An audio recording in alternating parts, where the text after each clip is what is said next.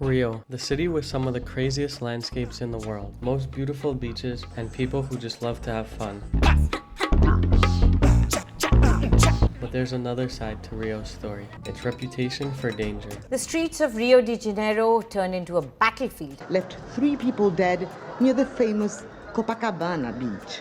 Largest anti-gang operation in the country's history. And inside these beautiful landscapes and beaches, there's also lots of crime and high poverty rates. So many people will tell you that Rio is so dangerous and you shouldn't travel here because you're guaranteed to get robbed, and I've met so many people who left the city in search of a better life elsewhere. But on the flip side, many people come here and say it's the best city in the world. So how much of this fear is real and how much of it is exaggerated? Is all of Rio risky, or are there parts of the city where you can feel safe? We went to Rio ourselves to uncover the truth and find out just how dangerous Rio de Janeiro really is. And at the end of this video, you'll be able to decide for yourself if this city is your kind of vibe or if the risks aren't worth the visit. There's no doubt Rio is a place that most people around the world want to see. For one, you have one of the 7 wonders of the world in Christ the Redeemer looking over the city. There's also the endless amount of hikes, beaches, and basically every corner of the city is a party. Not to mention probably the biggest party in the world known as Carnaval happens here every February. So with all that to do, why does Rio only see 2.3 million visitors a year compared to places like Istanbul with 23 million, Paris with 17.4 million, and Kuala Lumpur with 16.5 million. Sure, some of that is because it's located pretty far from the majority of the world, but being ranked 99th on a list of most visited cities in the world, especially for a city with the type of landscape, culture, and vibe of Rio, shouldn't be the case. So clearly there's something that's keeping people out. But what exactly is it that keeps people from coming to Rio? For starters, if you ask the locals, they all believe that crime is really bad. 96% believe crime is high, 87% fear getting mugged, and 91% of locals worry about armed robberies. There's been lots of reported drink spike crime, especially in the Lapa area, which is the nightlife area of Rio. The homicide rate in Rio is 48.1 for every 100,000 people, compared to the world average of 6.1 for every 100,000, which means it's about 8 times higher than the global average. Just to compare it to places where most of you watch my content from, North America is less than 5 for every 100,000, and Europe is less than 1 for every 100,000. And on top of all that, there are neighborhoods all around Rio known as favelas where police don't even step foot because they are owned by gangs. Now that we've kind of set the tone of everything you need to know about it, let's talk about some real experiences from when we were there. First things first, we arrived around 1 a.m. at the main international airport in Rio, Rio Galeão. From there, if you want to take an Uber, there's an Uber area that's marked and guarded, so it actually feels pretty safe waiting out there at night. And a good note, Ubers are really cheap in Brazil, so it's a great form of transport around the country. We were staying in Ipanema, and there were some people waiting around close to where we were staying that seemed pretty sketchy. Our Uber driver did wait around for us to get in before leaving, but also nobody really looked at us either, so that did make us feel safer. So when people visit and talk about Rio, most of them would be talking about the South Zone, which is the Rio that everyone loves to visit. And this is an older study, but it's the most recent one I could find that differentiates the South Zone and the rest of Rio in terms of homicide rates. The rate in Rio is 47.9 for every 100,000 people in 2011,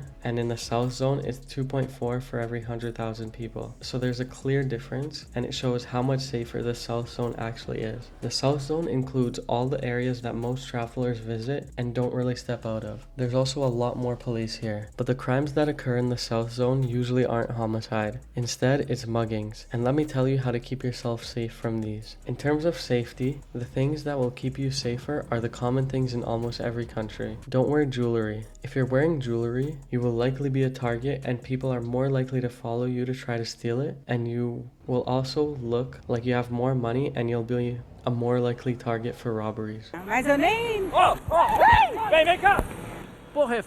But the would-be mugger didn't get away with it. Don't have your phone out. Having your phone out basically shows everyone that you have one and where you put it. So again, making yourself a target, and people are more likely to rob you because of this. Something common in Rio are crossbody bags that are flat and you can put under your clothes. This way you can keep your phone and money safer by not letting people pickpocket you easily. They sell them all over the street, so they're easy to find, and a lot of locals keep their stuff hidden like this as well. Now, absolute worst case scenario, don't resist resist if you do get mugged. They're known to not be afraid to shoot, so if you're in a situation where someone asks for your phone or money, just give it to them. Your life is a lot more important than anything, so it's just not worth it. A very common spot for sunset is the rock between Ipanema and Copacabana, but unfortunately I've heard a lot of stories about mass robberies happening on that rock at sunset time, so we decided it wasn't worth going there. The sunsets are just as nice if you watch them on the beach, just a few meters down from this rock. The beach is also a very common place for people to steal your phone and wallet, so if you can, don't bring your valuables to the beach. We actually did a test where we left a bag with nothing valuable in it under a towel and walked away for 5 minutes. When we came back, it was in a different spot from where we left it and it was open, so clearly someone looked through it. This was on Ipanema Beach. And one thing I would recommend is avoid walking alone. People are just more likely to target someone that's walking by themselves than if they are in a pair or a group. And last point I'll say is don't walk around at night, which brings me to my next point. There's a big difference between Rio during the daytime versus nighttime. Daytime Rio honestly feels pretty safe. We walked a lot around the city and it was quite safe. We never really felt like anything bad could happen to us, and we walked or biked almost everywhere during the day. Even during sunset, the beach is still really busy with a lot of people watching the sunset,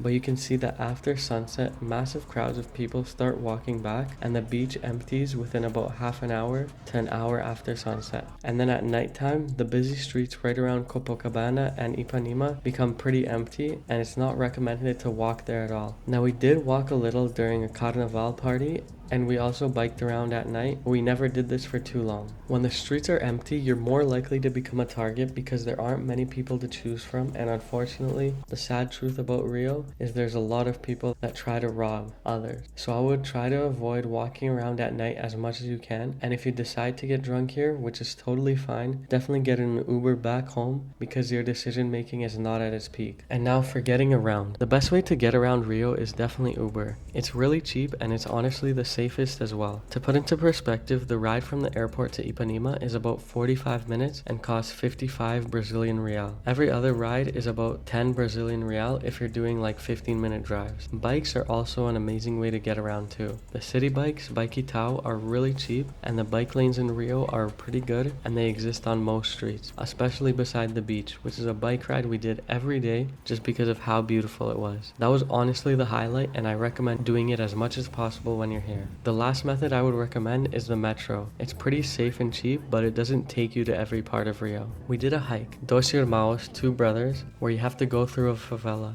And honestly, we felt pretty safe while we were there. We heard from a lot of people in the favelas that they're not interested in harming tourists, and the ones that either murder someone or steal something from someone pay with their life. As a rule of thumb, I would stay away from the favelas as they aren't under government rule, and the police won't be able to help you if something does happen to you while you're there because they stay out of the favelas too. While we were in Rio, we didn't have anything unsafe happen. We didn't notice anything happening where we needed to stay away, and we never even felt unsafe. I only have good things to say about the city safety wise, but I'm not going to be ignorant to all the people that have had other experiences. I do believe that if you stay in the south zone and follow the tips I said in this video, you should be fine. Obviously, I can't say that for certain because things happen everywhere, but if you follow the tips that I give and the ones you'll find on the internet, I believe you can have a really great time in Rio. I also have a set of free Google Maps pins that you can download in my description that show all the best and cheapest restaurants, fun experiences, and almost everything else we did. There is one key factor. You can't walk around with jewelry or with your phone out, and you always need to be on high alert. You don't stop at red lights at night, and you can't walk freely without hiding your phone and wallet, and also being aware of your surroundings. While that's fine for a trip,